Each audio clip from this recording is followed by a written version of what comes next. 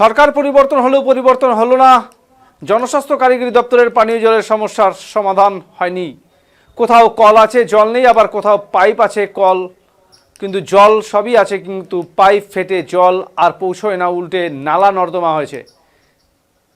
কিন্তু এইসব বিষয়ে এতটুকু ভ্রুক্ষেপ নেই প্রশাসনের, যেন দেখেও দেখছে না তারা। স্থানীয় বাসিন্দাদের প্রশ্ন তুলছেন, আর কতদিন এরকম চলবে? ধূপগুড়ি ব্লকের মাগুরমারি ১ নং গ্রাম পঞ্চায়েত এলাকার ঘটনায় একদিকে যখন রাজ্যের নতুন সরকার আসার পর একাধিক উন্নয়নমূলক কাজের পাশাপাশি তৃণমূল সরকারের আমলে দুর্নীতি এবং দুর্নীতিগ্রস্তদের বিরুদ্ধে তদন্ত শুরু হয়েছে, পাশাপাশি অবৈধ নির্মাণ ভাঙতে বুলডোজার চালানো হচ্ছে, কিন্তু এলাকার পানীয় জলের সমস্যার সমাধান হচ্ছে না। জানা যায়, ধূপগুড়ি ব্লকের মাগুরমারি ১ নং গ্রাম পঞ্চায়েতের ১৫-১১০ নম্বর বুথে বিগত কয়েক মাস আগে রাস্তার কাজের জন্য পিএইচই জলের সংযোগ বিচ্ছিন্ন করা হয়, যার ফলে বন্ধ হয়ে যায় পানীয় জল সরবরাহ। তবে রাস্তার কাজ শেষ হওয়ার মাস দেড়েক পেরিয়ে গেলেও এই সংযোগ পুনরায় চালু করতে আর উদ্যোগ নেওয়া হয়নি। শুধু তাই নয়, একই গ্রাম পঞ্চায়েতের ১৫-১১২ নং বুথ এলাকায় সুদীর্ঘ প্রায় মাসখানেক থেকে মাটির নিচে থাকা পানীয় জল পাইপ থেকে ক্রমাগত জল বেরিয়ে নালা তৈরি অবস্থা হয়েছে।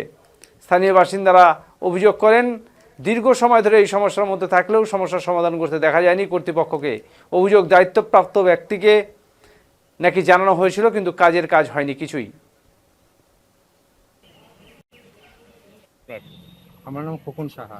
কি অভিযোগ রয়েছে আপনাদের এখানে? অভিযোগ বলতে যে টাইগার ক্লাবের সামনে অনেক দিন থেকে আমাদের পাইপ লিক হয়ে আছে, জল বের হচ্ছে, আর এই পাইপের জল আমরা সবসময় পান করি, ফলে আমাদের রোগ জীবাণু হওয়ার ভয় থাকে। তাই কর্তৃপক্ষ তো এই জায়গাটা দেখতেছে না। কতদিন থেকে এই সমস্যা? তাও মাসখানেক হলো। এর আগে যারা রক্ষণাবেক্ষণের দায়িত্বে রয়েছেন তারা কি কোনোরূপ এসে দেখেননি? না, কোনোদিন এই পর্যন্ত এসে দেখেনি। কত মানুষ এই জলটা পান করে এই এলাকায়? আমাদের তো প্রায় ৬০০-৭০০ ঘর এইখান থেকে পান করেই। এখানে তো একটা রোগ জীবাণুর বড় ভয় থেকে হ্যাঁ, সেটা অবশ্যই। ফেটে আছে। হ্যাঁ, অবশ্যই। কি যাচ্ছেন এখন?